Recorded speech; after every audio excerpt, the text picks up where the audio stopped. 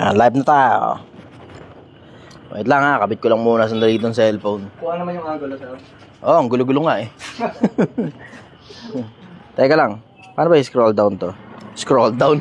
Taka na scroll down. Wala option para scroll down. O yan mo na, pagtsagaan na natin ganyan. Magandang gabi sa inyo, Pilipinas. Kamusta na kayo? Okay, nagsisipag ka na ba? Alas 2 na madaling araw. Tsagaan lang tayo ng kapiraso. Pero nga ako ng cellphone mo. Load? Oops. Oh, pa-connect nga ako. Load. Wait lang pa. Ay, saan yung kanin natin? Ha? Brother, may suyo, kanin. Okay. Okay, magandang umaga sa inyo, Pilipinas. Masipag ka na ba? Ayan. Kamusta ang buhay-buhay? I have an announcement to make.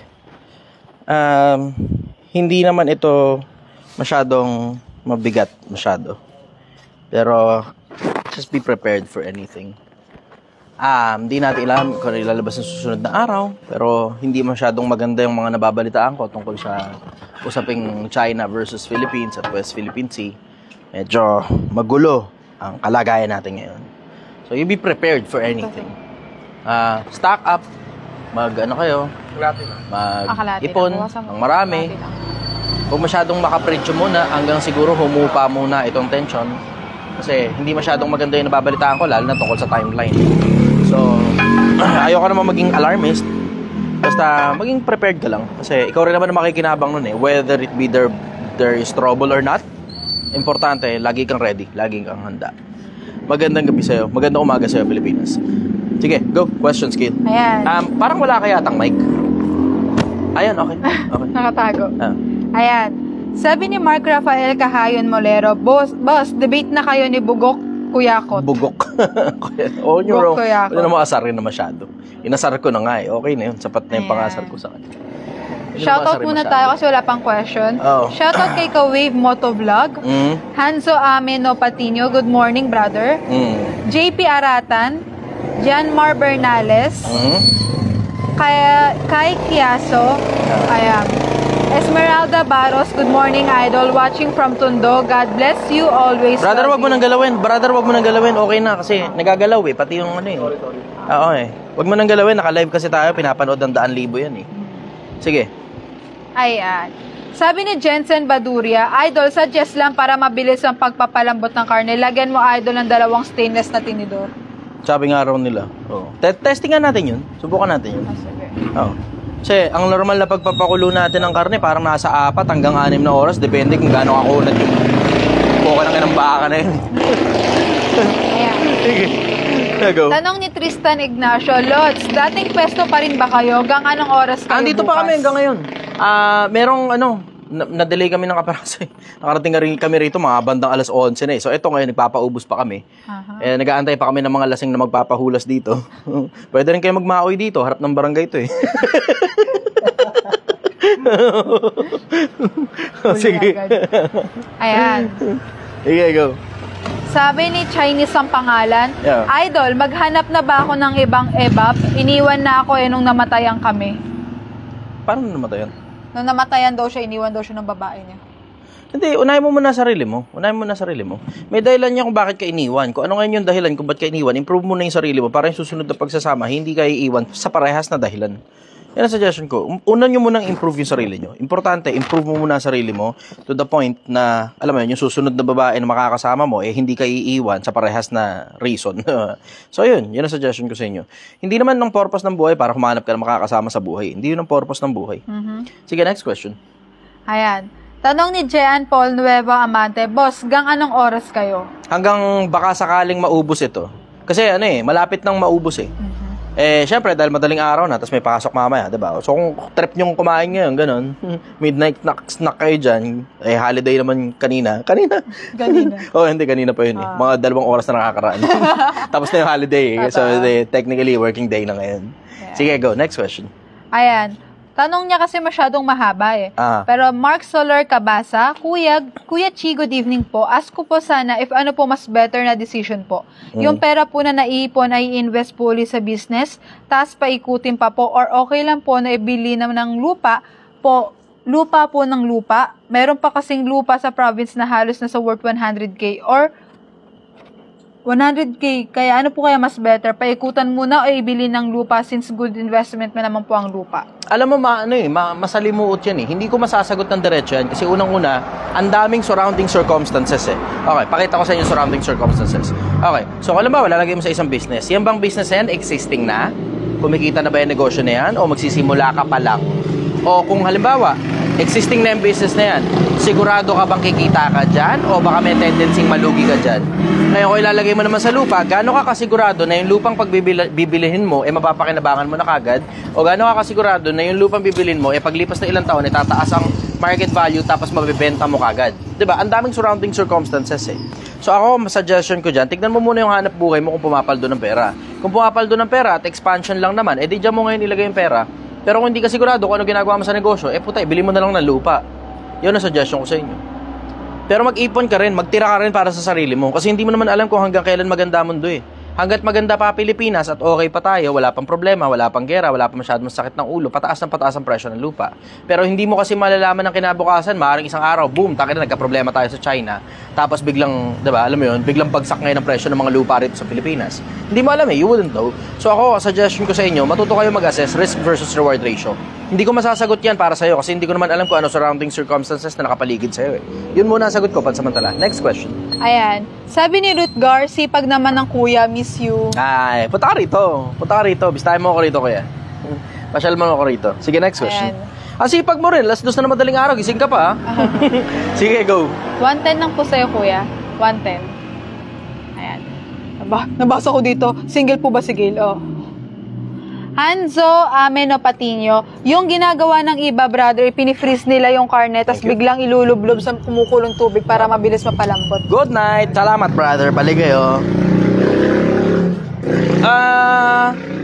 Testing natin. Baka sakaling gumana yun. Hindi ako sigurado eh. Hindi ako sigurado paano science behind dun eh. Pero ang sigurado ko, 100% talaga na gumagana yung pressure cooker.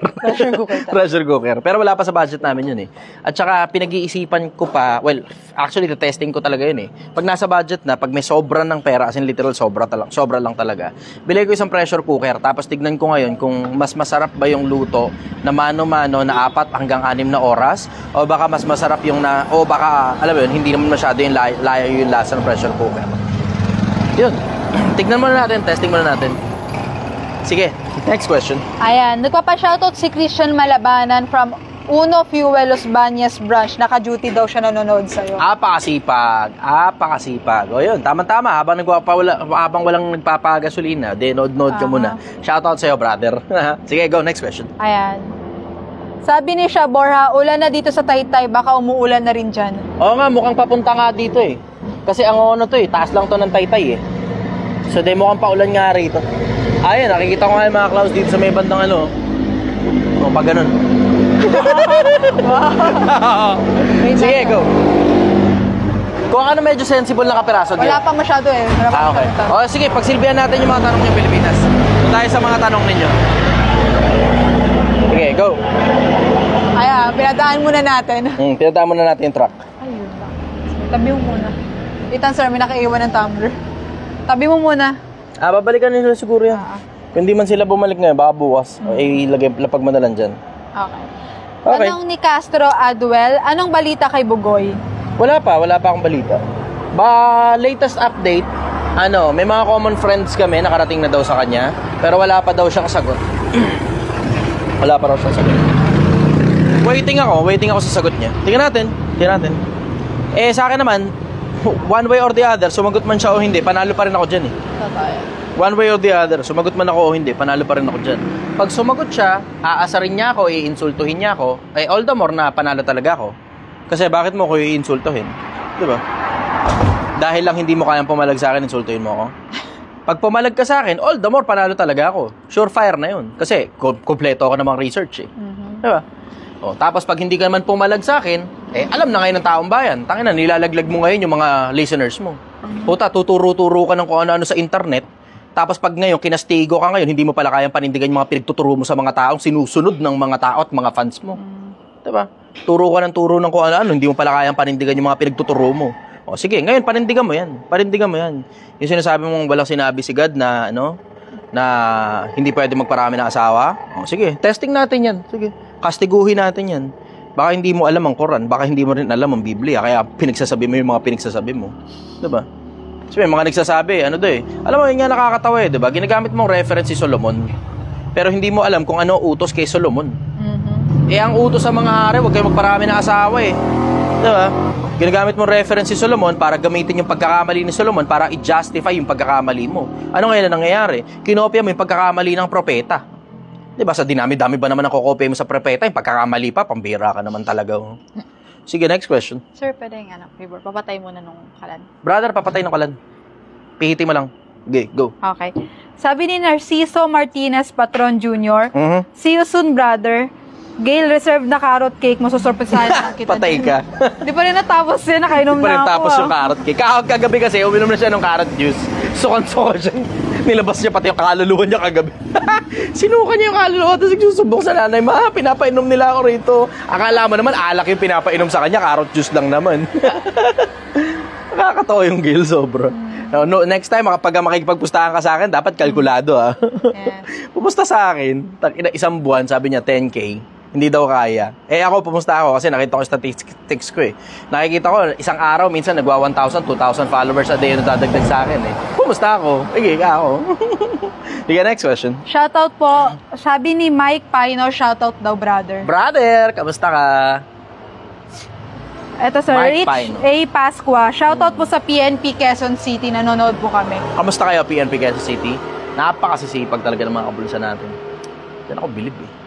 Diyan talaga ako bilib. Mga kapulisan natin na masisipag. Gising pa rin ng gantong oras kasi yung mga dating pulis na nauna dati, tulog na yan ng gantong oras eh. Sa police station pa natutulog. Totoo yan. Pero the best talaga. Lupet talaga ng Police Quezon City. Sige, go. Okay. Ayan. Sabi po ni John Ruperez. Haba rin to. Idol, 5 years na akong OFW pero di pa rin makaipon.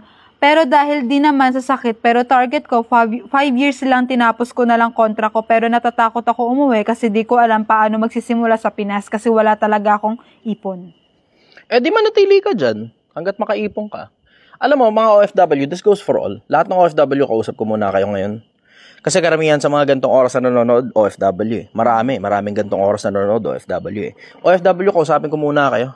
Huwag kayo masyado mahilig sa pamimigay sa pamilya. Tigilan nyo yan. Kasi ang karamihang kapritsyo talaga ng mga OFW, diretsahan na, pamilya eh.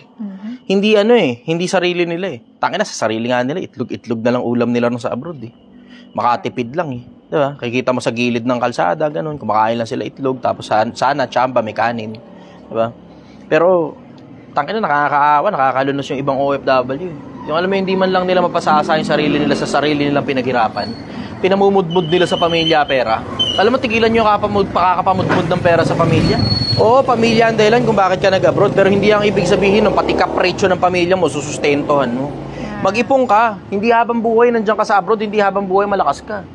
Ang buhay mo nandito sa Pilipinas, wala dyan sa abroad. Eh, ang problema kasi doon sa iba, nagpapakanda hirap, tangina akala nila, superhero sila, pati kapritsyo ng pamilya nila, binibigay.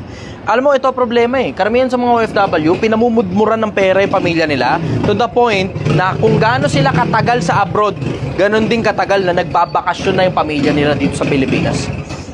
Prove me wrong. Ang dami OFW na ang dahilan kung bakit hindi sila makauwi-uwi sa Pilipinas, hindi naman dahil sa sakit o ganito, o ganyan o ganun, kapritsyo. Hindi eh, yung pamilya kasi nila, pinamumudmuran nila ng pera, tapos kinukonsinti na lang nila yung kapritsyo, yung luho ng pamilya. Ako muna. Ayan. Entertain mo muna yung mga bisita natin. Miss you brother daw, sabi ni Mike Pino. Ha? Mike Pino, miss you brother, sabi niya. Yun yung kanina eh. Order po kayo. Sana mapansin yung sinasabi ko kasi magandang topic yun. Asan? Tapos isang ano? Asan? Aldrin Patino. Asan yung topic mo? Pwede ba yun? Ulitin mo nga, type mo nga uli yung topic mo. Sana mapansin yung sinabi ko. Ulitin mo nga yun. Okay. Follow up idol. Kulang na ba talaga 30K sa Pinas? 3 po anak ko. Puro nag-aaral na. Puro follow up idol. Kulang na ba talaga 30K sa Pinas? 3 po anak ko, puro nag-aaral na. May work din po wife ko sa BPO. Unahin nyo kasi muna talaga yung mga pangangailangan. Tapos, alam mo yun, eksaktuhin nyo, magkano ba talaga kailangan para mabuhay ka na maayos dito sa Pilipinas. So, kailangan mo ng pagkain. Tapos, kailangan mo ng pambayad ng ilaw, pambayad ng tubig, at saka pambayad ng renta. Diba? Yun lang naman yung mga pinaka-common eh. Yung mga iba, hindi naman masyadong sobrang dalas ka kung bumili. Mga toothpaste, ganun, toothbrush, sabon. Sobrang bira ka naman bumili niyan eh. Siguro mga 1, 2 beses sa isang linggo siguro, ganun. Pero toothbrush, minsan 2, 3 buwan, di ka bibiling bagong toothbrush eh, diba? Busalsal na nga, buta. Tuloy-tuloy ka pa rin sa paggamit ng toothbrush mong busalsal eh. Pero, alam mo, Pilipinas, unahin nyo kasi muna kasi ipon. Alamin mo eksakto kung magkano ba talaga kailangan mong gastusin, magkano ba lang talaga yung budget nyo sa pagkain. Kasi dyan nagkakaproblema eh, yung pagkain eh. Hindi magkaintindihan kung magkano ba talaga yung putang inang pagkain na yan eh, di ba? Pwede ka naman kumain sa bahay, magluto ka ng ano, di ba? Ayan, katulad to, sinigang, di ba? Ba't kailangan pupunta pa kayo sa restaurant pa, tangina, di ba? Once a week, kakain kayo sa restaurant. Baka pwedeng tipirin nyo na muna. Sandali lang naman eh, 1, 2 taon.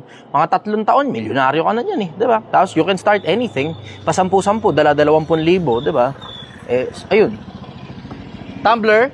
Yan, Tumblr. Okay, may nakakalimutan na Tumblr. So yun ang masasabi ko sa inyo. Alam mo, wala yan sa laki ng sweldo eh. Nasa liit yan ang gastos mo. Kahit gaano pa kalaki sweldo mo, 100,000 pa yan kada buwan. Tangina, laging kulang yan pagka precho pinag-uusapan. Pilipinas, magising ka na. Magising ka na, hindi ang purpose ng pagtatrabaho mo, mga precho kayo. Ang purpose ng pagtatrabaho mo, para sana one day makapagsimula ka ng kahit na ano, galing sa ipon mo. Diba? Matuto ka, Pilipinas. Meron pa. Umabot ka pa. Umabot ka pa. Okay, parada mo na muna dyan. Okay. So yun, Pilipinas, matuto ka sana. Hindi lahat ng araw malakas ka. Matuto ka mag-ipon. Galingan mo sa buhay. Okay, sige. May kanin pa ba tayo? Okay, ayos. May konti pa. Buti lang, nakahabol pa kayo. Okay. Asan ka, bossing? Nandito ako sa harap ng mahabang parang barangay hall. Dito sa Angono, Rizal. Up, may nag-up dito. Ayun. Hello, idol. Ano po masasabi nyo sa mga taong humaharang sa KOIG compound? Obstruction of justice yun eh. Yung mga miyembro ng KOIG, KOJC, Kingdom of Jesus Christ Movement. Obstruction of justice yung ginagawa ninyo. Pabayaan nyo lang yung mga pulis na gawin nila yung trabaho nila. Lugugin lang naman yan. Hanapin lang naman dyan si Kibuloy, diba? Hanapin lang naman yung leader nyo dyan eh. Kung wala dyan, di pabayaan nyo silang gawin yung trabaho nila.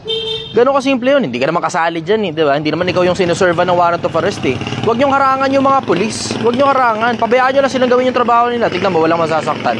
Walang magiging problema. Trabaho nila yun eh. Kung ikaw man lumagay doon sa lagay ng pulis, diba? Gagawin mo rin naman yun eh. Yung mga pulis na yan, hindi naman yan yung nag-order nun eh. Ang nag-order na yan, korte. Yung mga pulis na nandyan sa inyo, ginagawa lang nila yung trabaho nila. Diba? Huwag kayo masyadong masama ang ugali sa mga pulis na nanghaharas. Hindi nga, order nga ng korte yan. Ano ba gusto ninyo? Hindi gawin ng pulis yung trabaho nila. Diba? Yan ang hirap kasi sa inyo. Pag kayo yung apektado, makareact kayo, kala nyo aping-api kayo. Pero pagka ibang tao naman yung apektado, wala kayong pakialam. Hirap sa inyo diba? Pabayaan nyo yung mga pulis na gawin yung trabaho nila, wala kayong magiging sakit ng ulo dyan. Ganun lang naman kasimple yun eh.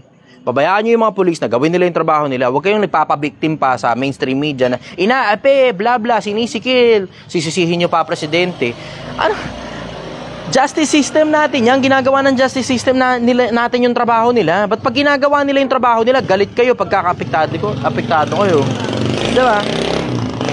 Sa bagay, galit kayo kasi apektado kayo. Pero pag hindi kayo apektado, tangina, nagrereklamo pa rin. Alam mo, walang tulak kakabigin nga sa inyo eh. Walang tulak kabigin sa inyo, Pilipinas. Pagka ginagawa ng tao yung trabaho nila, galit kayo. Pag hindi ginagawa, galit din kayo. Ano ba talaga? Diba?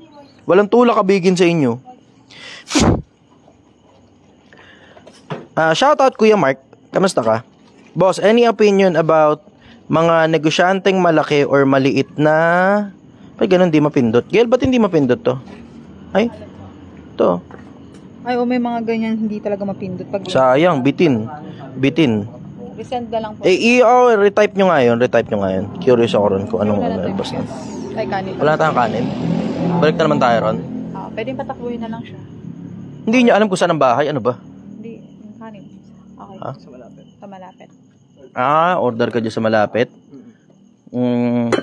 Sige, mga 1 oras lang siguro. Ako natatakbo ron. Sige. Sige. Okay. ano daw magiging epekto kung si Donald Trump ang maging presidente sa Amerika? Ano magiging epekto sa Pilipinas?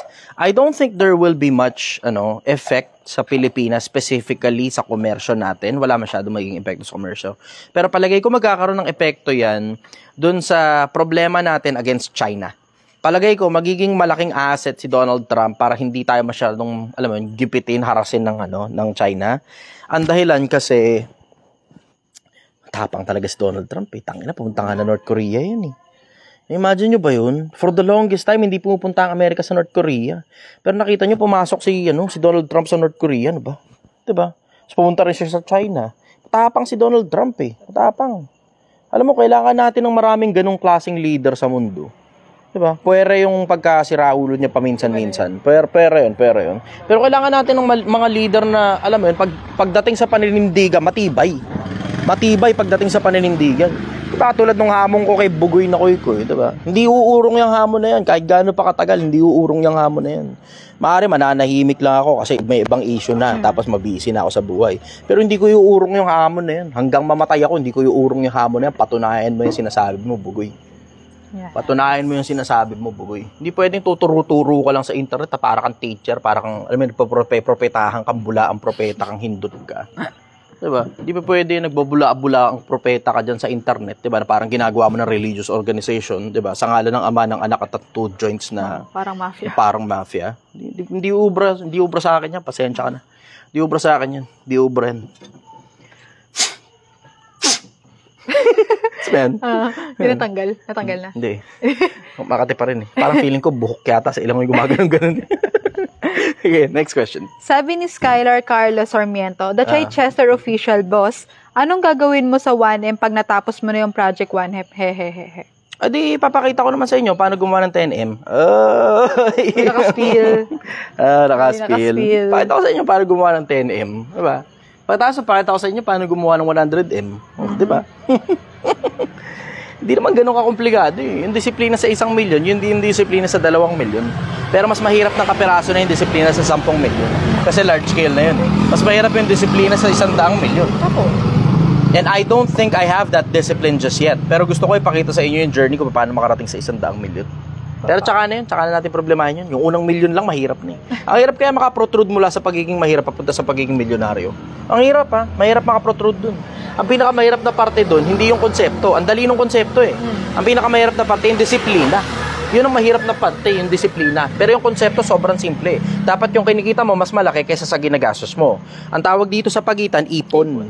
Ipon. Bakit? Kasi pag nabaliktad yan, ito yung ginagastos mo, ito yung kinikita mo, ang tawag dito, utang. Yun. Yan ang sagot ko rin. Next question. Ayan. Sabi naman po ni Ranel De Feo, paano po mas magiging makabuluhan ang buhay at kung paano lalo mapalapit sa Diyos? Sana masagot. Lahat ng alam mong mabuti, gawin mo. Tapos regular ka makipag-usap sa Diyos sa dalangin, sa dasal. Diba? Regular ka makipag-usap sa Diyos, tapos lahat ng alam mong mabuti, gawin mo. Tapos maghanap ka talaga ng katotohanan. Kasi sobrang hirap hanapin yung katotohanan. Alam mo yung katotohanan, lunod na lunod yan sa maraming tubig, sa isang malawak na dagat ng kasinungalingan katulad ng pinagsasabi ni Bugoy na Koy. Yung katotohanan, lunod na lunod yan. Lunod na lunod ang katotohanan. Napakahirap hanapin ang totoo. Kasi ako mismo naghahanap ng totoo. Ang hirap eh. Ang hirap. Isipin mo gaano karami religion sa mundo. Ang dami. Ang dami. Hindi lang sa under nga lang ng Kristyanismo, ang dami na eh. Labas ka pa ng Kristyanismo, andyan na Shintoism, Taoism, Buddhism, Islam, at maraming iba't iba pang mga religion. Ang daming religion sa mundo eh. Paghahanap pa lang totoo, napakahirap na eh. Tapos dadagdag mo pa yung mga katulad nila Bugoy, di ba? Two joints, parang mafia kayo. Hindi ko naman pinagtatawanan yung organization yun. Don't get me wrong. Ang pinupunto ko rito, yung mga pinagsasabi ni Bugoy, hindi tama. Yung mga pinagsasabi ni Bugoy, nakakasira ng kapwa-tao. Kung ano man yung organization nyo, two joints parang mafia, trip nyo yan eh, diba? Kanya-kanyang trip nga lang yan eh, diba? Pababayaan ko lang kayo sa trip nyo. Pero yung sinasabi ni Bugoy, tapos tinuturo niya pa sa mga tao na para bang gayahin ninyo yung ginagawa ko, tangina, may mali na ron. May mali na ron. Wala na sa hulog yung pagkaganon. Wala na sa hulog yung pagkaganon. Bahala kayo kung anong trip nyo, yung two joints na parang mafia. Bahala kayo kung anong trip nyo, diba? Pero sa akin, yung mga pinagsasabi ni Bugoy, na pinagtuturo niya sa mga tao, lalo na yung mga kabataan niya nakikinig sa kanya, sablay ka rin, brad. Sablay ka dyan. Oh, level-headed tayo. Wala mo na sigawan, di ba? Alam mo naman, sablay yan, brad eh. Alam mo yan. Deep down. You know. Deep down. Alam mo yan. Alam mong sablay ka dyan. Eh sa akin, humingi ka na lang ng dispensa o labanan mo ako ng debate. Pili ka lang sa dalawa. Pero mananahimik ka, tangina nakakadiri kang klase ng lalaki pagka ganun ka. Wala kang paninindigan. Sige, next question. Tanong naman ni Janro Perez, Brother, paano magbasa ng Bible? Genesis to Revelation ba o may pattern? Ako personal, hindi ko sinimulan sa Genesis, boring. hindi ko matiis talaga yung Genesis, ang boring eh. Tapos meron pa rin mga genealogy na listahan ng mga kung sino-sino yung mga pangapangalan ng mga tao. Tapos pangapangalan ng mga lugar na hindi ko maalam kung saan banda yun. Hindi ko sinimulan dun. Naaalala ko, kung hindi ako nagkakamali, and I may be wrong, kasi sobrang bata ako pa, nagsimula ako magbasa ng Biblia. Nagsimula ako nung Kawikaan. Simulan mo sa Kawikaan, ang dami mo matututunan. Tapos isunod mo Ecclesiastes. Pagka, yung dalawa lang na yun simulan mo muna ron. Tignan mo, matatanggal yung pagka-boring mo sa konsepto ng Biblia. Doon mo muna simulan. Kasi doon pa lang sa Kawikaan pa lang, bugbog na kagad na, ang dami mo na kagad matututunan. Tapos yung matututunan mo pa, as in front facing. Hindi para mga mumble-jumble na mga, hiwa-hiwaga. Hindi. Diretso lang. Ano kailangan? Sige, next question. Sabi ni Mark Jervin Filiarca, sold out na po ba kay Brother? Hindi pa sold out. Punta lang kayo rito. Kung trip nyo, punta lang kayo rito. Hindi pa sold out. Wala na kaming kanin, pero pwede naman kaming kumuha sa kapitbahay ng kanin eh. Bibili kami ron, ganun. Tapos, diba? Yun, di pa kami sold out. Punta lang kayo dito. Hanggang mamaya kami rito, hanggat hindi pa, at least kahit pa paano, nakarami ng benta. Hindi pa tipong pwede na kaming umuwi. Ganun. Kasi may sabaw pa, may ulam pa, tapos may konting gulay pa, pero konti na nga lang yung gulay. Pero pwede pa kami pumunta rito. Siguro kahit mga 1 oras pa kami rito, gano'n. Mga alas 3, alas 4, uwi na kami. Okay, go. Next question. Ayan.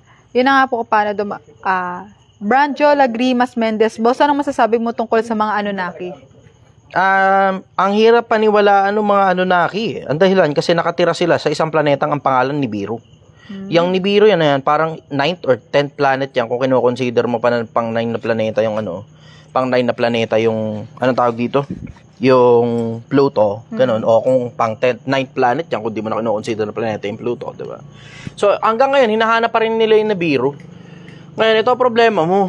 Yung Nibiru na yan, di pa rin nila mahahagilap hanggang ngayon. Ang NASA, parang 80s o 90s, inopen nila sa publiko na officially hanapin yung Nibiru na yan ng publiko na rin mismo.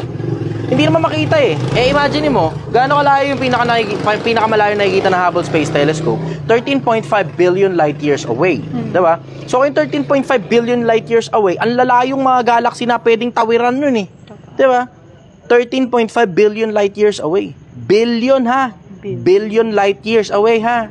Etong Nibiru na to, nasa loob lang ng solar system yan eh. Oblong lang ang ikot niyan eh. Ba't hindi mahagilap? Yun, doon talaga nagkakaproblema eh. Yung hindi mahagilap kung saan pa talaga nakatira yung Nibiru na yan. Ay, yung mga Anunnaki na yan. Ito pa problema mo. Supposed to be dapat madali lang hanapin yung mga Anunnaki. Bakit madaling hanapin? Pag nakita mo ang itsura ng mundo mula sa outer space, ano ba yan, Gil? Mayroon ng bagang bisita. Ha? Pabayaan mo lang kung may bisita. So be it. Huwag kayong distracted. Pwede go. Kunin ko muna sandali yung cellphone ha. Tatakbo ng kanin si brother. Dali lang ha. So ayun, going back to sa pinag-uusapan natin, ang hirap paniwalaan ng mga Anunnaki kasi yung Nibiru hindi mahagilap. Ngayon, pag pumunta ka sa outer space, katulad nung mga feed na galing sa NASA, makikita mo na ang mundo mailaw na planeta. Kung yung Nibiru na yan, mas advanced pala na planeta kaysa sa atin, at mas advanced na civilization kaysa sa atin. Mas advanced sa civilization, ano ba 'to? May napipindot. Mas advanced civilization kesa sa atin, dapat mailaw na planeta yan. Hindi naman hindi nga masyadong mailaw eh. Ang totoo, wala ka tayo makita eh. Wala tayo halos makitang mailaw na planeta sa paligid natin. 115 lang nakuha. 115? Yes, okay. Hawakan mo na to. Yan. Okay, next question ka muna. Habang hinahawakan mo yun. Pasensya na muna, medyo magulo kasi wala kaming mic stand ngayon eh. Sige, go. Saan daw po ba yung pesto niyo? Andito kami sa harap ng mahabang parang barangay hall dito sa Angono, Rizal. Mahabang parang barangay hall. Lagyan nyo lang sa Gmaps, mahabang parang barangay hall. Angono ha, kasi meron ding mahabang parang barangay hall pala sa Binangonan. May mahabang parang barangay hall din pala sa Binangonan. Ayun, so yun, next question. Sabi ni Christian Carlo Garcia, Sir, good morning. Nag-aalala ka ba sa hinaharap ng Pilipinas ngayong mga kabataan karamihan, mga wala ng respeto at disiplina sa sarili, sila ang susunod na henerasyon ng ating. Oo, nalulungkot ako ron. Nakikita kong nabubuksan mismo sa harap ko yung isang parte ng hiwaga ng Biblia na ikalawang Timoteo 3:1. Alam mo, nakita ko yung pagbabago ng panahon kasi matanda na ako eh. I'm old enough to see the difference. Okay ba to dito? Pwede ba to? Okay. I'm old enough to see the difference. Tingnan mo nga ito. Diyan na nga rin din ako. Tabi-tabi na tayo dyan. Okay. Kamukha mo na to. Ito. Antay mo na yung kanin. Wala eh. Ayan. I'm old enough to see the difference. Matanda na ako para makita yung pinagkaiba. Nakita ko yung pinagkaiba ng panahunan. At i-reveal ko sa inyo kung ano yung tsura ng panahunan. Atin natin muna. Akin muna atensyon nyo, Pilipinas. Kung nakikinig kayo, type yes. Makikita nyo to. Panahunan. Bigay ko sa inyo timeline ng panahunan. Nakita ko to. Nakita mismo ng mata ko yung panahunan. I am old enough to notice the difference. Matanda na ako para makita yung pinagkaiba. Type yes kung nakikinig ka ngayon. Yan. Ayan, marami na nag-yes. Okay. So ngayon, nakita ko yung itsura ng panahunan. Ano itsura nung nakita ko? Sometime around 90s. Pinanganak kasi ako 1990. Pinanganak ako 1990. Yung panahon na yun, pabalik. Hindi importante kung masaya ka o hindi. Hindi rin importante kung may pera ka o wala. Ang importante, tama ka. Importante, tama. Importante noon, paninindigan. Importante noon, pride mo.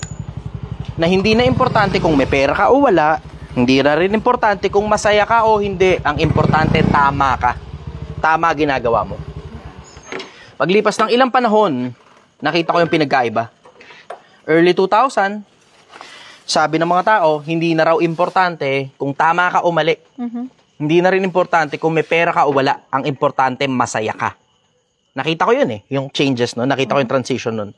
Tapos ngayon, paglitaw ni Andrew Tate at saka nitong isa pa, itong si Kalbo, na may tattoo sa ulo, si Bugoy, hindi na importante kung masaya ka o hindi. Hindi na rin importante.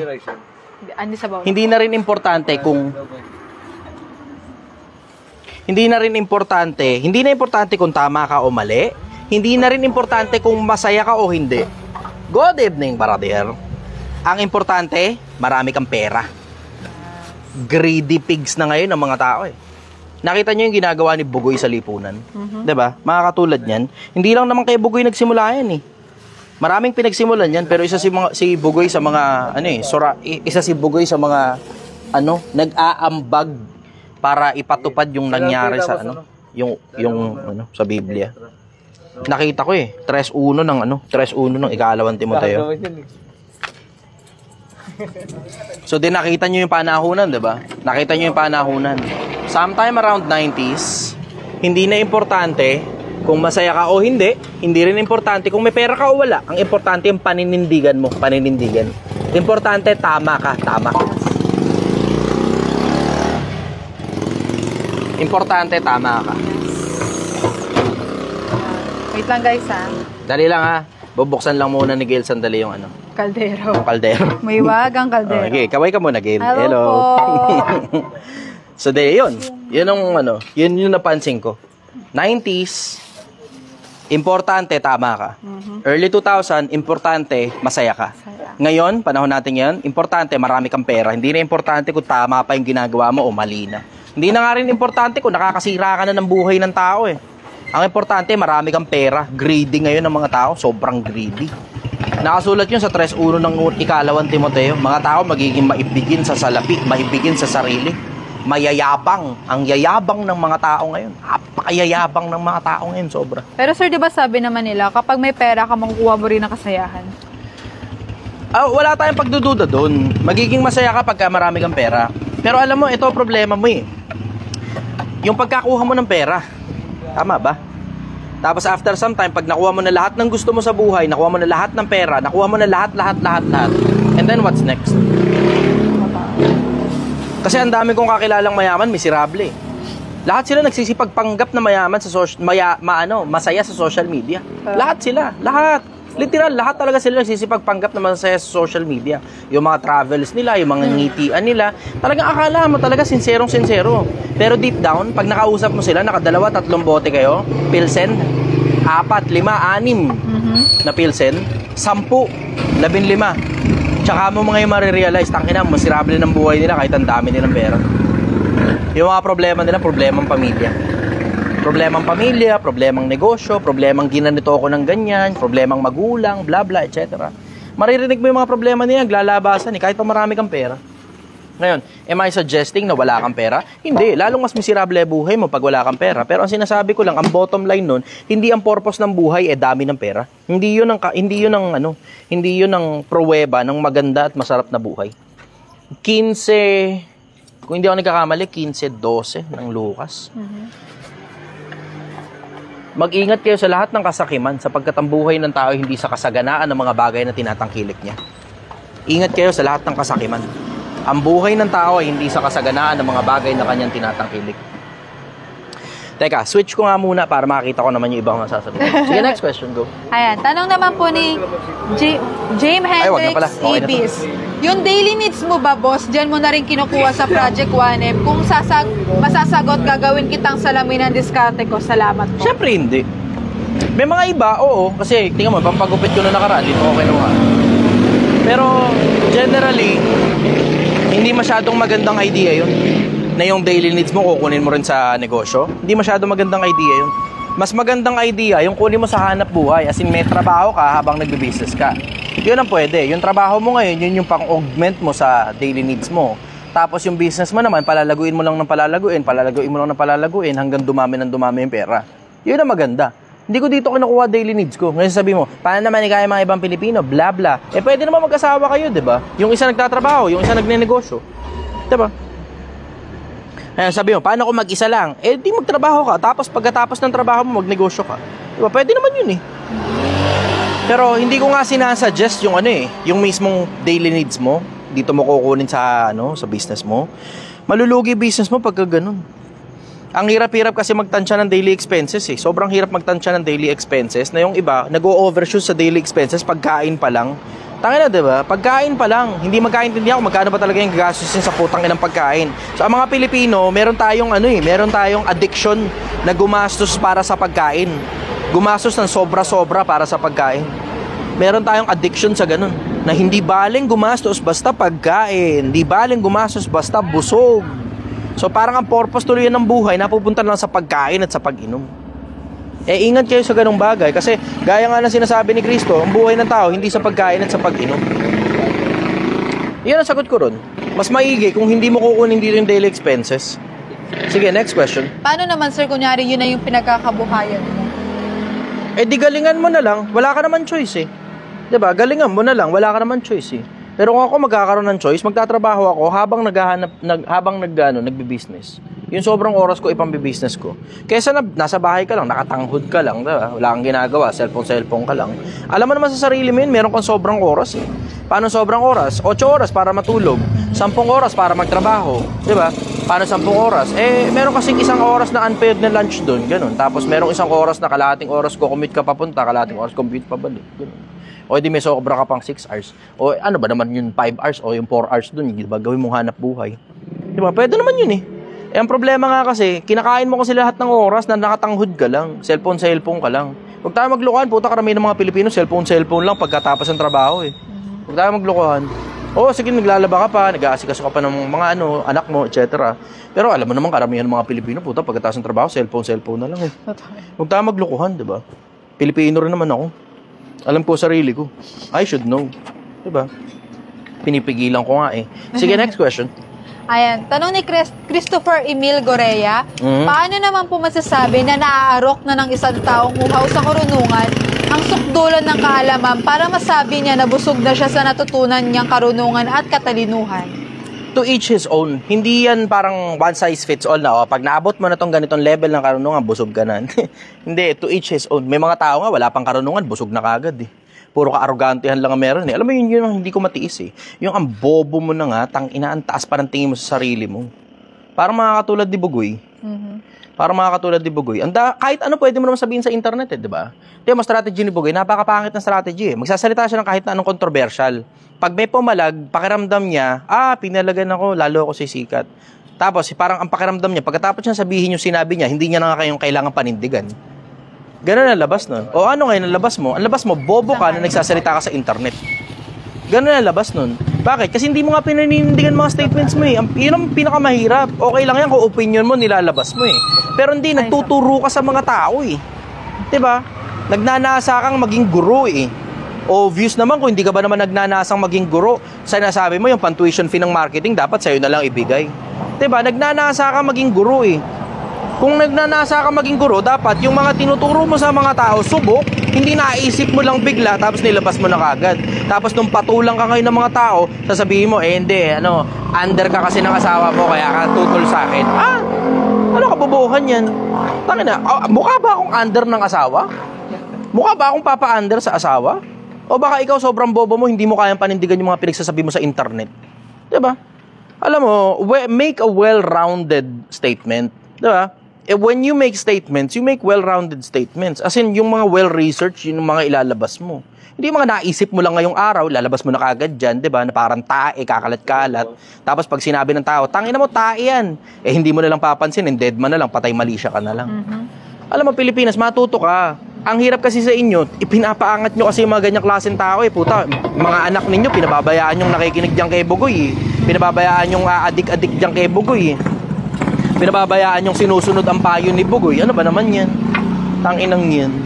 Napakapangit mong klase ng magulang. Pag yan ang iniidolo ng anak mo, susunod yan, tignan mo, sasakit na ulo mo sa anak mo. Hindi na sumusunod sa'yo, matigas na ulo.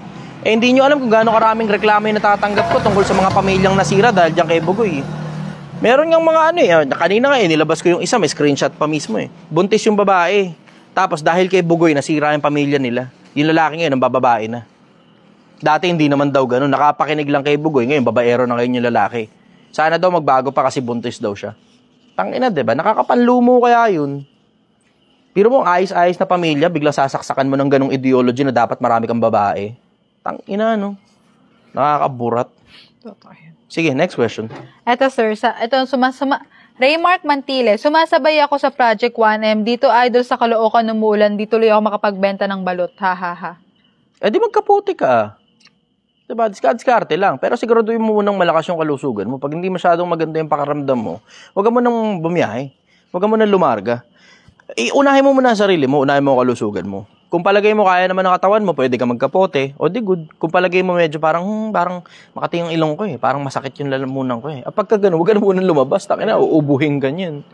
Alam mo na yun, matik na yun, pahinga ka muna sa bahay nyo, tulog ka muna. You have to deploy a certain level of practicality. Maging practical ka.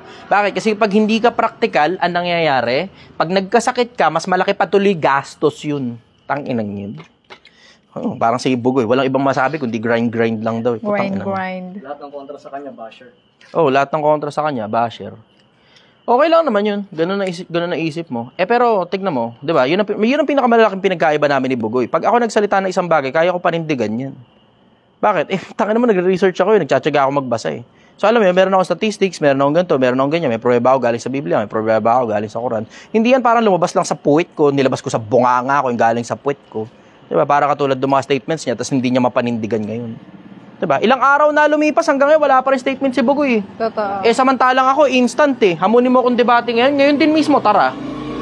Instant ako eh. Yung huling debate ko, yung bumasto sa akin, alam mo, ininsulto ko nun sa sa PM. Hindi ko na lang sinabi para hindi mabugbugan masyado ng tao yung kalabang ko. Kasi may habag pa rin naman ako sa mga kalabang ko eh. Pero ininsulto ako nun. Sabi niya, wag ka mabanat-banat sa Katoliko kung hindi mo pala kaya panindigan, duwag ka pala, sabi niya sa akin. Ang banat ko naman sa kanya, sabi ko kasi nagkamon siya ng debate sa akin eh. Sabi ko, brother, pasensya ka na, hindi kita mapapagbigyan ngayon kasi sabi ko busy ako dito sa paghahanap buhay eh, di ba? Etong Project 1M, binabanatan ko eh, tapos habang naghahanap buhay pa ako ng iba pa. Diba? Alam mo yun, ang dami kong errands eh, ang dami kong ginagawa eh. Tapos ininsulto ako. Sabi, wag mo babanat-banatan ng Katoliko kung di mo pala kayang panindigan na duwag ka pala eh. Duwag, ginaganon ako. Akala naman niya, ang dahilan kung bakit hindi ko siya pinapatulang kasi naduduwag ako, natatakot ako sa kanya. Yun ang akala niya. Tignan mo, nung pinatulang ko, napahiya si Gago. Same day yun, same day. Nung hinamon niya ako, napikon ako sa kanya, same day, pinatulang ko. Nilaanan mo ng oras? Oo, nilaanan ko talaga ng oras. Nag-cancel pa ako ng isang appointment para doon. Kasi hindi naman sobrang importante ng isang pirasong appointment na yun eh. Naalala mo yun, di ba? Yes po. Oo, yun. O, tignan mo, same day, pinatulang ko. Pero tignan mo si Bugoy, ilang araw na yung lumipas, Brad eh. Bugoy, ano na? Ano, ganyan ka na lang, Brad? Ang dami mong tattoo sa katawan, tapang-tapangan ka lang pala sa social media. Di ba? Ano na? Ano yung mga tattoo mo? Ano, panakot, ganon? Para walang magsalita tungkol sa'yo, tungkol sa mga statements mo? Hindi naman kita pinapersonal eh. Diba? Ayoko kitang personalin. Pero, alam mo, yung itsura mo kasi, diba, mukha kang nakakatakot na tao eh. O ngayon, panindigan mo ngayon yung paglalagay mo ng sobrang daming tattoo. Diba? Sobrang dami mong pinagsasabi sa internet. Ngayon, panindigan mo. Diba? Hinahamon kita ng debate, wala ka statement. Ano yan? Ano ngayon yan? Diba? Alam mo, pag nagtuturo ka, dapat yung mga tinuturo mo, subok. Bilin ni Pablo yung kay Timoteo. Pag magtuturo ka, dapat yung turo mo, subok. Tignan mo, puta, magtuturo ka na kung ano sa internet, diba? Kung ano kalokohan yung pinagtuturo mo sa internet na wala sinabi ang Diyos kamo na bawal magparami ng asawa. Putang ina mo, o ngayon, inahanap ko ngayon sa'yo, asan ngayon yung sinasabi mo na ganun? Asan yun? Ba't ayaw mo pumalag? Ba't ayaw mo lumitaw? Ba't ayaw mo mag-comment? Lumitaw ka, Brad. Patunayan mo yung pinagsasabi mo. Diba? Patunayan mo yung pinagsasabi mo, Bugoy. Hindi yan, dahil mong pinagsasabing statement sa internet, alam mo naman sa sarili mong kalokohan, tapos pag hinihingi sa'yo na patunayan, deadma ka lang. Sabi mo, mataas sa social value mo, mataas sa level mo. Puta, pumatol ka nga sa sa interview kay Franklin Muñaño eh. Diba? Pumatol ka sa interview kay Franklin Muñaño, ano ibig sabihin? Kalibel mo si Franklin Muñaño, gago. Diba? Ganon ang labas nun. Kung kay Franklin Muñaño pala, pumapayag kang lumaban ng, alam mo yun, pumapayag kang lumaban ng, ex-deal, ganon, at ang dating, pwede ka palang interviewin ng mga kalibel ni Franklin Muñaño, palagay ko siguro naman, mas mataas-taas naman ang level ko ng konting-konti ka lang, kahit kapraso lang, kay Franklin Muñaño, di ba? Nakakapalag ako sa debate, nakakadurog din ako ng mga tao sa debate. O ba't ngayon? Ba't hindi ka ngayon lumitaw sa akin? Magsalita ka. Huwag kang tahimik. Ang dami mong sinasabi, di ba? Ang dami mong dada sa internet eh. Ang dami mong dada eh. Ngayon, hinahanap ko ngayon sa'yo, asan ngayon yung mga pinagsasabi mo na yan, lumabang ka ngayon ng debate, patunayan mo ngayon sa akin yan. Patunayan mo yan. Yung walang sinabi ang Diyos na, bawal magparami na asawa, asan yan sa Biblia? Asan yan? Asan yan sa Quran? Asan yan? Sa Quran, pinapayagan lang. Pero hindi pinopromote yan, katulad ng sinasabi mo. Baka nga hindi mo pa alam kung ano requirement ng Quran sa pagpaparami ng asawa eh. Pagdadagdag lang ng isa, mahirap na eh. Ang hirap kaya sa Quran, pag magdadagdag ka ng asawa, ang hirap niyan. Sige, next question. Tanong naman po ito ni Hanzo Ameno Patino. Brother, ano naman masasabi mo sa video na inilabas ni Makagago tungkol kay Bugoy? Sumasang-ayon ako dun. Brother, good evening. Sumasang-ayon ako ron. Alam mo, buti pa nga kamo si 145 ang nakuha. 145. Buti pa nga kamo si Makagago. At least he has the balls para, 'di ba? Para aminin na siya mismo nagkakamali, nagkakasala. Yes. 'Di ba? Ikaw puta yung mga statements mo, hindi mo na nga inaaming mali. Pengin 5 piso. Hindi mo na nga inaaming mali. Hindi ka pa pumapalag pag hinahamon ka. Ano 'yan? Salamat ng madami. Thank you. Hindi ko pa narinig si Bugoy na umamin ng pagkakamali niya. Takot daw yun, sinasabi doon na comment. Ha? Takot daw yun, tatuan ng ulo. Oo. Nagko-comment yun doon. Tangin, nakakatakot yung itsura ng tattoo mo. Hindi ka pala lumalaban ng tagisan ng karunungan. Nilagay mo pa sa ulo mo yung tattoo mo. Diba? Sige, next question.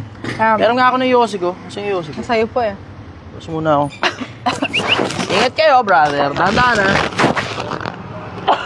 Nakainom pa yata sila eh. Si Bugoy na Koy, takot yun. Takot daw si Bugoy na Koy. Tiniram mo yun, diba? Hindi, kinuha mo. Saan na? Baka naiwan mo sa bahay. Hindi ko nailabas sa bahay. Yung lalabas sa bahay. Nandito kanina eh. Hanapin na lang. Hanapin mo na lang dyan. Okay, dead ma. Next question.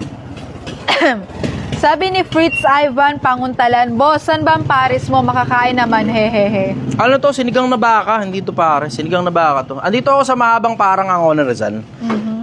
Mahabang Parang Barangay Hall sa Angono Rizal. Angono ha, hindi Binangonan. Kasi dalawa pala yung Barangay Hall na Mahabang Parang. Yeah. Isang Binangonan, isang Angono. Angono ito, Angono.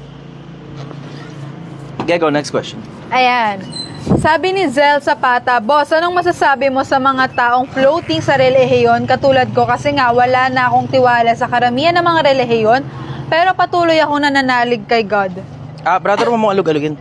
Oo. Floating din naman ako. Parehas lang tayo. Floating din naman ako. So kung ano yung masasabi ko sa'yo, yun din yung masasabi ko sa sarili ko. Diba?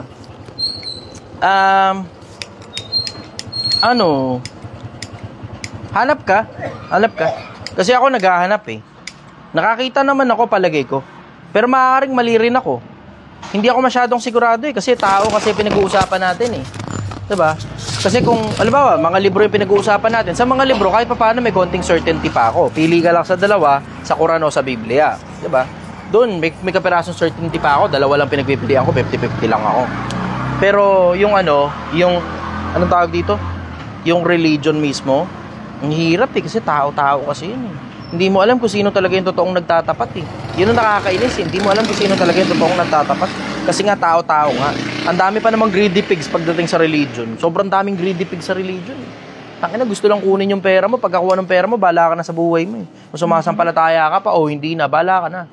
Diba? Kung nagkakaproblema ka sa personal na buhay mo, okay ka ba, bahala ka. Basta akin yung 10% mo, akin yung tithes mo. Tanginang yan. Daming ganyan religion, sobra. Daming ganyan religion. So yun, yung masasabi ko sa'yo, yun din yung masasabi ko sa sarili ko. Yun ang sagot ko rin. Next question. Tanong naman po ito ni Eric Arroyo. Idol, ask ko lang, naniniwala ka ba sa karma at bakit? Hindi ako naniniwala sa karma. Meron nga ako nilabanan na debate dyan eh. Noong nakaraan lang, di ba? Tsagain nyo na lang hanapin doon sa mga videos ko sa Chichester Official. Halos 2 oras din na debate yun tungkol doon sa tungkol sa karma. Ayun, hindi ako naniniwala sa karma. Ang dahilan kasi hindi naman kasi aral ng Kristyanismo, hindi aral ng Judaismo, hindi rin aral ng Islam ang karma. Ang karma galing yan sa Shintoism, kung di ako nagkakamali, at saka sa Buddhism. Galing yan sa Rig Vedas. Kung babasahin mo yung tsatsagain mo, alam basahin yung Rig Vedas. Sa Rig Vedas galing yan. Pero hindi aral ng Kristyanismo yan. Tignan mo, hindi nga nila mahanap sa Biblia yung salitang karma, diba? Hindi talaga mahanap sa Biblia yung salitang karma kasi galing yan somewhere around India eh. Kung di ako nagkakamali. Yun ang sagot ko. Di ako naniniwala sa karma. Mas naniniwala pa ako sa sumpa ng Diyos. Mas naniniwala pa ako sa paghuhukom. Yun ang sagot ko. Next question. Tanong naman po ni Mark. Ilang viewers natin? Hindi ko makita. Hindi ko nga rin makita eh. Teka, titignan ko nga muna sa dali ko ilang viewers. O sige, tanong ni Mark. Ayan, Mark Marcos Lista. 400. Boss, napakinggan mo na ba ang turo ng LDS o mas kilala sa tawag na Mormon? Kung hindi, willing ka ba mapakinggan ang turo nila? Narinig ko na turo ng Mormon. Narinig ko na. Nabasa ko na nga rin yung libro ni Mormon. Meron nga akong kopya nun sa bahay. Yung kay Moroni. Yung anghel na nagpakilala kay Joseph Smith. Alam mo, alamin mo rin kasi kung ano yung history. Diba? So, Joseph Smith, karoon ng 40-something na asawa, 40 plus na asawa. Yung ilan dun sa mga asawa niya, ang sabi niya, ang turo niya ron sa Mormon, kailangan daw, virgin daw yung mapapangasawa mo eh. Yung ilan dun sa mga asawa niya, asawa ng mga miyembro niya iba dun eh. Tapos namatay siya sa loob ng kulungan, sinaksak. Yun ang kwento niyan eh. So, okay, sige, alis tayo ron. Ngayon, bakit? Kasi, personal na yun eh, diba? Personal ng leader yun eh. Okay, sige, alis tayo doon. Okay, ngayon, isa ngayon sa mga aral ng Mormon, yung ang Diyos daw nakatira sa araw. Kasi ang pinagbabasihan nila doon, ang Diyos nakatira sa sa liwanag na di malapitan. Yung araw natin, itong araw na to, ginawa yan sa pangatlong araw eh. Hindi naman yan ginawa sa unang araw eh. Eto trouble mo ngayon. Kung halimbawa, ikaw ang Diyos, gagawa ka ba ng Gagawa ka ba ng lugar mo na uunahin mo muna yung lugar ng tao bago yung lugar mo? Diba hindi nagme-make sense yun? Isa pang hindi rin nagme-make sense yung nakasulat din sa libro ng Mormon na yung itim daw, pag maitim ang balat mo, sumpa sa'yo yan. So alam mo na, Gail ha, sumpa sa'yo yung balat mo, sabi ng Mormon, sabi ng libro ng Mormon. Grabe kayo.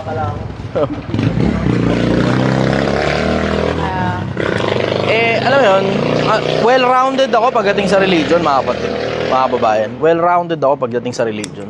So, hindi nyo maloloko pagdating sa usaping religion. Well-rounded ako, marami na akong librong nabasa at matagal na akong buhay. Di mo alam kung gaano kalaki library ko sa bahay. So, yun, hindi ako papasok sa Mormon. Kasi hindi nga magkaintindihan dyan sa Mormons kung ano ba talaga tunay eh. Yung Biblia ba o yung ano, yung libro ni Mormon. Diba? Hindi magkaintindihan kung alin ba dyan yung totoo. Nakikinig ako, maganda yung topic. Sige, next question. Tanong naman po ito ni John Lea Serecos. Idol, responsibilidad ba ang magtulong sa kapamilya, kapatid, mapag-aral na kahit sakripisyo na yung kinabukasan mo? Hindi. Hindi responsibilidad yun na isakripisyo mo yung kinabukasan mo para sa iba. Hindi responsibilidad yun. Unahin mo muna ang sarili mo. Kasi unang utos ng Diyos, diba? Anong unang utos? Ibigin mo ang Panginoon mong Diyos, buong puso mo, buong lakas mo, buong pag-iisip mo. Pangalawang utos, iyong iibigin ang iyong kapwa gaya ng pag-ibig mo sa sarili mo. So yung pag-ibig mo sa sarili mo, ang pagtutularan mo ng pag-ibig mo sa kapwa mo, uunahin mo muna sa sarili mo. Pero bibigay mo kinabukasan mo, diba? Eh di bali sana kung buhay mo yung bibigay mo para sa ibang tao, okay lang yun, nakasulat sa Biblia yun eh. Pero yung kinabukasan mo, as in, yung future mo mismo, yung pera mo, di ba, yung pangkain mo, bibigay mo sa kung sino mang kamag-anak mo. Tapos yung kamag-anak mo, sila naman hindi nagsisikap para sa sarili nila, umaasa na lang sa'yo. Eh hindi, nagsusustento ka na lang ng katamaran nun eh, di ba? Kinukonsenti mo na lang yung katamaran nila. Kasi nakakapagtaka kung bakit sila nagsisimula ng pamilya na sila pala mismo hindi pa nila kayang pakainin yung mga sarili nila. Nakakapagtaka kayo, di ba? Yun ang sagot ko ron. Unahin mo muna sarili mo bago mga kapamilya mo. Kung nasa ospital sila o, 'di ba, nakulong, baka yun pwede mong tulungan, biglaan lang. Pero yung pambayad ng ilaw, tubig, paaral sa anak, tangina hindi ka naman dapat mag-anak kung hindi mo pala kaya magpaaral ng anak eh. Ano bang kalokohan 'yan? 'Di ba? Ba't ka kasi nag-aanak na hindi mo pala kayang paaralin yung anak mo? Yun ang sagot ko ron. Next question. Tanong naman po ito ni Jake X. Idol, anong masasabi mo sa sarili mo ngayon? Wala, floating pa rin ako eh. Diba? I'm still looking for the truth. And I'm always looking for the truth regardless of the consequence. Kaya tignan mo, kung makikita mo, ganoon na lang ako katapang kung paano ako magsalita tungkol sa tungkol sa mga bagay na pinaniniwalaan ko. Kasi nahanap ko na yung totoo tungkol sa mga bagay na yun eh. Pero ang dami ko pa rin hinahanap na bagay na totoo tungkol sa maraming iba't ibang mga bagay. Eh okay lang sa akin kahit ikamatay ko. Kasi alang-alang sa kapwa-tao ko. So yun. Konti lang naman yung mga bagay na masasabi ko tungkol sa sarili ko kasi hindi naman ako importanteng tao eh. 'Di ba? Ordinaryong taong bahay lang din ako katulad ninyo. Hindi ako importanteng tao. O sige, oo, may pera. Pero hindi naman pera ang nagpapataas sa social value mo bilang tao eh.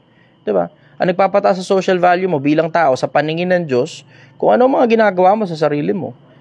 Wala sira ulo pa rin ako hanggang ngayon eh, 'di ba? Gumagawa ako ng paraan para baka sakaling maging mabuting tao ako. 'Yun ang pangarap ko maging mabuting tao eh. So 'yun ang masasabi ko tungkol sa sarili ko. Ang pangarap ko maging mabuting tao, pinipilit kong trabahuhin yung sarili ko para maging mabuting tao ako to the point na nilalabanan ko yung mga nagsasalita ng kasinungalingan na pinaniniwalaan ng mga kapwa-tao katulad ng ginagawa ni Bogoy. Yan ang ginagawa ko. Nakakasira ng kapwa-tao yun eh. Kasi nakita ko repercussions eh. Nakita ko yung epekto sa kapwa-tao. Nagme-message sa akin yung mga tao ng mga pamilyang nasira ni Bogoy. Nagme-message sa akin. Tignan mo, imposible naman ha. Tignan mo. Labas ko lang ngayon halimbawa, ilan sa inyo yung buhay ninyo nasira dahil kay Bogoy? Meron yan. May mga magme-message sa akin yan. May mga magme-message yan kasi katulad nun. Yung isa nga lang eh, 'di ba? Merong isang nag-message sa akin pagkatapos kong mag-live nun. Merong isang nag-message sa akin. Isa lang yun, nasa sobrang dami na in the past. Sa sobrang dami in the past na sinisisi si Bogoy, nasira yung buhay nila. Nasira yung pamilya nila. Bakit? Kasi yung lalaki nang bababae. Tapos ngayon, ang baba ng tingin sa mga babae, 'di ba? Tangina, ewan ko. Hindi ko maintindihan. So yun, tungkol sa sarili ko, hindi naman masyadong marami yung bagay na masasabi ko tungkol sa sarili ko eh. I'm still trying to work in myself. Tinatrabaho ko pa rin yung sarili ko hanggang ngayon. Hanggang mamatay ako, tatrabahuin ko pa rin ang sarili ko. Yun. I'm hoping, sana isang araw tanggapin ako ng Diyos. Yun. Sige, next question. Tanong naman po ito ni Don. Sir, si Brother Eli Soriano, ano pong masasabi mo sa kanya? The best po yun pagdating sa salita ng Diyos. Magaling na debatista si Eli. Yun nga lang, masyadong maraming banto yung pagkatao niya as personal. Tignan mo yung aral, hahanapin mo sa aral. Diba? Hahanapin mo sa aral. Yun kasi pinagbabasihan ko yung aral eh. 7:7 ng 1 eh. Makikilala mo ang turo kung ito'y sa Diyos o kung ako'y nagsasalita na mula sa aking sarili. Ang nagsasalita na mula sa kanyang sarili, naghahanap na sa kanyang sariling kaluwalhatian. Ang naghahanap ng kaluwalhatian niya, ang nagsugo sa kanya, ang gayon ay totoo at sa kanya ay walang kaliguan. Diba? 7:18 ng 1. Nakabisado ko na nga yung talata, kababasa ko ng paulit-ulit ng Biblia, ito ba? Kaya tignan mo, alam ko kung paano ko papatulan si Bugoy.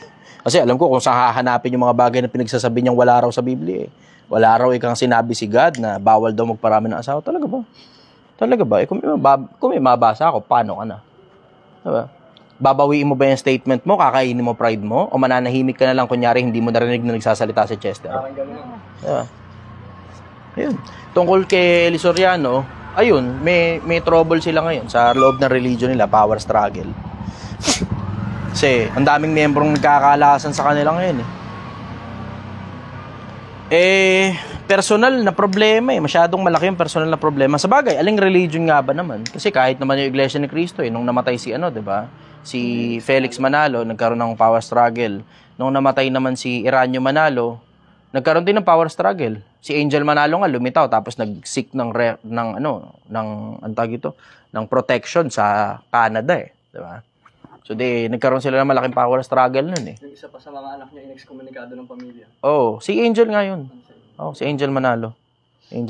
Inexcommunicate ng pamilya. Tapos yun, mapapansin mo yun every time may mamamatay yung leader, laging nagkakaroon ng problema. Every time mamamatay yung leader, nagkakaroon ng problema. Ganun din, problema rin ngayon ng MCGI yun. Updated naman ako sa mga religious happenings. Ang hindi lang ako masyadong updated itong kay Buloy. Na ngayon, ina-update ko na yung sarili ko tungkol sa kanila. Tungkol doon sa nangyayari ngayon doon sa loob ng compound. Updated ako sa mga aral. Ang hindi ako updated, yung nangyayari sa happenings. Ngayon, kahit pa paano, yun, updated na ako sa nangyayari dito sa loob ng bakuran nila kay Buloy.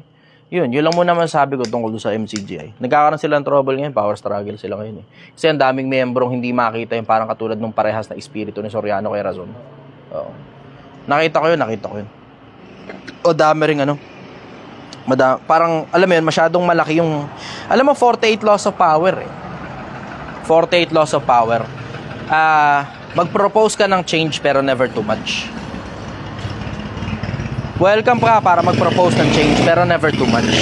Ano nangyari? Siyempre, namatay yung matanda, diba? Ang napagpasahan ng pangangasiwa, yung Razon, diba?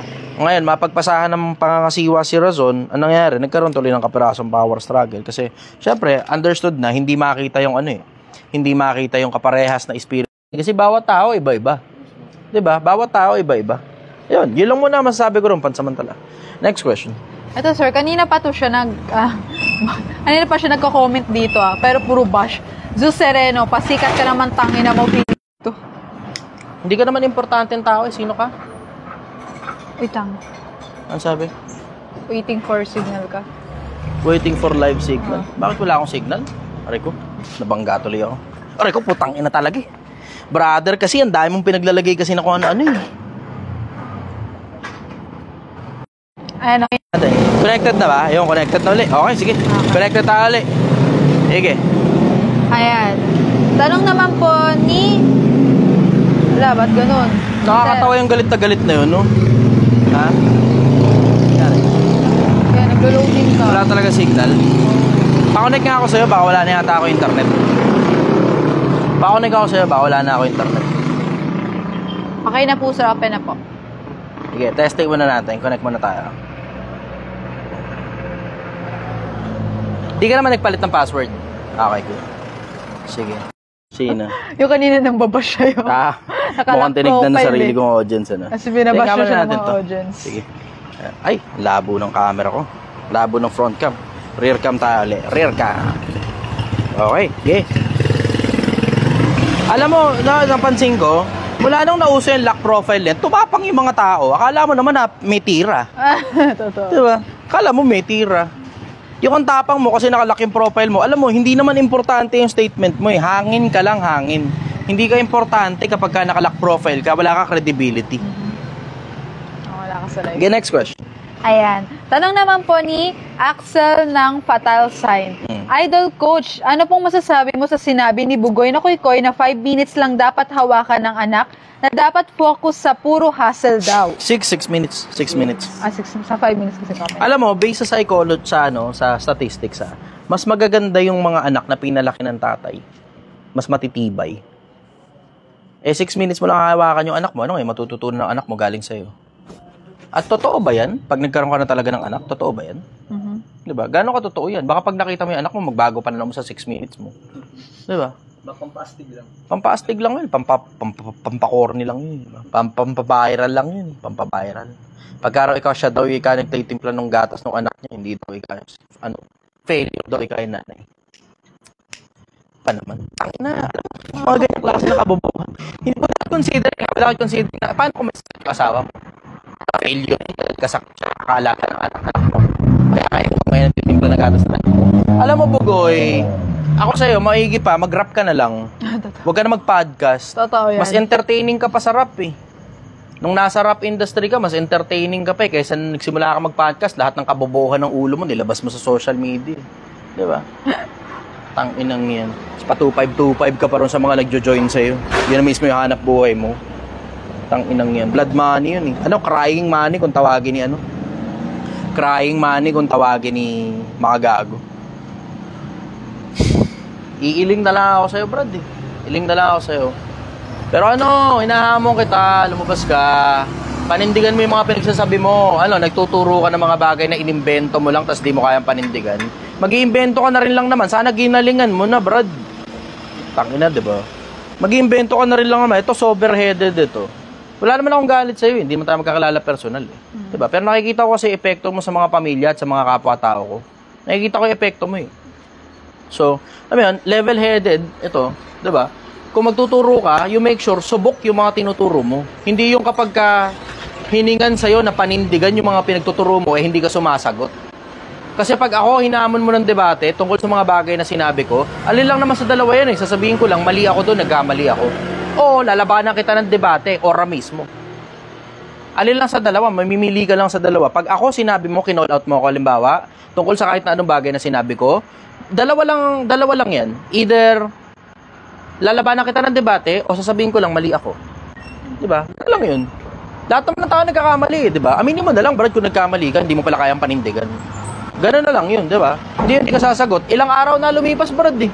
Ilang araw na lumipas. Ngayon yung bagong post ko, viral na naman tungkol sa iyo, eh. 'Di ba? Sige, next question. Tanong naman po ito ni Ian Reds.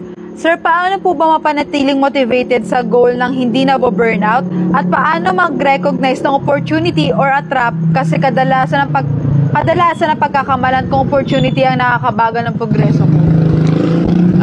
Ito mas maganda. Ikaw na lang gumawa ng sarili mong opportunity. Mas madaling malaman yung opportunity pag ikaw mismo gumawa ng sarili mong opportunity kaysa humingi ka lang ng opportunity sa ibang tao. Tapos kinakain nila yung oras mo, kinakain nila yung pera mo, tapos it's a trap.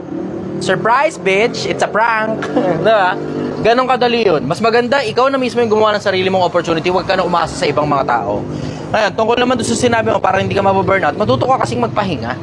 Diba? Hindi naman kasi ibig sabihin na hustle, grind, hustle, grind. Kailangan tangin na burnout mo yung sarili mo. Matuto ka magpahinga kasi pag na-burnout ka, ikaw rin mismo babagal eh. Nakakabagal ang burnout. Tapos ang pinakamabigat na parte doon, yung matroma ka, kakahustle mo. Marami dyan. Tingnan mo, katulad yung mga nasa abroad. Pagkatapos sila sa Middle East, ayaw na nilang bumalik ng Middle East eh. Diba? Bakit? Nakakatroma yung haba ng oras ng trabaho eh. Hindi yung gulpi, bihira yung gulpi ron. Pero ang uso doon, yung haba ng oras ng trabaho. Yung puyatan, yung paguran, tapos yung nakakatiring plasa ng pagkain na kabsa at saka biryani. Swerte ka kung masarap magluto si madam mo. Pero ang malas mo, ang sama ng lasa ng luto ni madam, tapos malansa pa. Tangina, wala kang choice kundi kainin yun. Diba? Ibig sabihin na, 2 taong kang traumatized sa ganun pagkain. Matuto ka magpahinga para hindi ka napapagod, hindi ka nababurnout. You have to consider your sanity as well. You have to consider your sanity. Para katulad sa amin, kami rin mismo nagpapahinga pa rin naman kami. Sinigang po. Sinigang na baka, brother. Mas masarap to kaya sa mami. Sige. Yun ang sagot ko ron. Next question. Tanong naman po ito ni Marlon Bautista Habanya. Idol, anong pwedeng panlaban sa depression at anxiety? Ako personal dire-diretso ako sa pagtatrabaho na hindi ko na nililingon yung nakaraan. Sabi nga ni RDR, document ko daw na maganda. Sabi ni RDR, maganda naman yung idea, document ng maganda. Pero yung mga bagay na nakaraan, hindi masyadong importante sa akin yun. Ang problema ko kasi, pampabagal yun eh. Pampabagal kasi kapag tingin ka ng tingin sa nakaraan eh. Tignan mo, isipin mo yung konsepto na tingin ka ng tingin sa nakaraan, hindi ka na makapag-focus sa kinabukasan. Tapos sa sobrang katitingin mo ng katitingin sa nakaraan, hindi ka na ngayon sigurado sa kinabukasan mo. Yung pagtingin mo sa kinabukasan ng walang kasiguraduhan, yan yung anxiety. Yung pagbalik mo naman ng pagbalik sa mga nangyari, hindi magaganda sa nagdaan, yan ngayon ang depression. Doon nagkakaproblema eh. Diba? Ba't hindi trabahuin mo na lang yung kinabukasan mo? Tignan mo, pag sobrang busy mo na ngayon, wala ka ng oras para ma-depress, wala ka na rin oras para ma-anxiety. Eto napansin ko don't get me wrong, don't quote me on this don't get me wrong, yung anxiety at saka depression, sobrang common yan sa mga mayayaman. Yung mga may pera, yung mga sumisweldo ng maayos. Pero tignan mo, nakakita ka ba tricycle driver? Depressed. Jeepney driver, depressed. Construction worker, depressed. Sobrang common yan sa mga taong maraming oras para mag-isip. Pero pag sobrang busy mo na sa buhay, wala ka ng oras para ma-depress. Wala ka ng oras. Maging busy ka sa pag-ayos ng kinabukasan mo. Lahat ng problema mo, isa-isa ayusin mo hanggang maubos lahat ng problema mo. Pag naubos ngayon lahat ng problema mo, tignan natin kung magka-depression ka pa. Tignan natin kung magka-anxiety ka pa. Make your future so bright that you forget the darkness of the past. Dapat matingkad yung kinabukasan mo na hindi mo na makita halos yung dilim ng kahapon. Yan. Yun ang sikreto. Yun ang sikreto ko, personal. Sige, next question. Galing kay Laika Morales. Idol, tama na ibigay ba natin sa mga anak natin yung gusto nila o mas tama na ibigay sa kanila yung mga bagay na kailangan nila? Yung kailangan lang. Pwede ka magbigay ng konting gusto as a reward, as a form of reward. Pero bibigay mo yung gusto, bigay mo yung gusto, bigay mo yung gusto, bigay mo yung gusto. Masasanay yung mga yan. Tapos hinihingi na sa'yo na parang obligasyon mong ibigay yung gusto nila. Makakapag-build ka kasi ng mga klase ng mga tao na matitibay, matitikas pag hindi mo binibigay yung gusto nila. Pag pinababayaan mo silang kunin, trabahuhin yung gusto nila. Pero pag kumukuha ka ng mga tao, tapos ang gagawin mo, bibigay mo lang lahat ng gusto, pinagpapasasa mo lang sa kapritsyo yung bata. Lalaking entitled yan. Tapos hindi mo mapakinabangan kasi magiging basura ng lipunan yun. Gaano kadaling gumawa ng basura ng lipunan? Gumawa ka ng bata, bigay mo lahat ng gusto. Paglipas ng 18 years, basura ng lipunan na yan. Lahat ng gusto, bigay mo lahat. Candy, pagkain, masarap, pasyal, travel. Bigyan mo pa ng kotse, bigyan mo pa ng motor, bigyan mo big bike, bigyan mo sports car. Bigyan mo pang business, tapos pabagsak yan kasi walang malay sa business yan. Tapos bigyan mo uli ng pondo, pang business ulit, kunyari. Tapos bigyan mo pang palamierda, bigyan mo pang date, bigyan mo pang pangkantot. Bigyan mo lahat ang gusto ng anak mo, bigay mo. Tingnan mo, yan ang pinakamabilis na paraan para gawin mo basura ng lipunan yung anak mo. Walang respetong nakukuha galing sa mga tao kasi akala niya lahat na lang ng bagay bibigay sa kanya ng mga tao. Akala niya ang taas ng importansya at halaga niya sa mundo, pero totoo, walang laman yung resume niya. Sige, next question. Tanong ni AJ Triles Moste, gusto mo ba talagang makaharap si Bugoy ni Koy Koy? Oo, kaya nga ang kulit ko, 'di ba? Ano ba naman tanong 'yan? Obvious naman, 'di ba? Obvious naman, 'di ba? Level-headed naman ako eh. Oo, gusto ko talaga makaharap si Bugoy, makalaban siya ng debate. Hindi naman na importante sa akin kung manalo ko o hindi eh, pero ipaghihiganti ko lahat ng pamilyang sinira niya. Sige, next question. Wala na masyadong question, sir. Puro I agree, tama. Godspeed, sir. Shoutout na lang po lang. Okay, sige. TikTok naman tayo. Lipat tayo sa TikTok. Magandang gabi sa inyo. Magandang umaga na pala. Magandang umaga sa inyo, Pilipinas. Mahal na mahal kita. Lipat tayo TikTok. Saglit lang. Na. Hindi ko na pihit-pihit na naman tayo rito. Pihit-pihit. Saan ako tuloy nakikita, sir?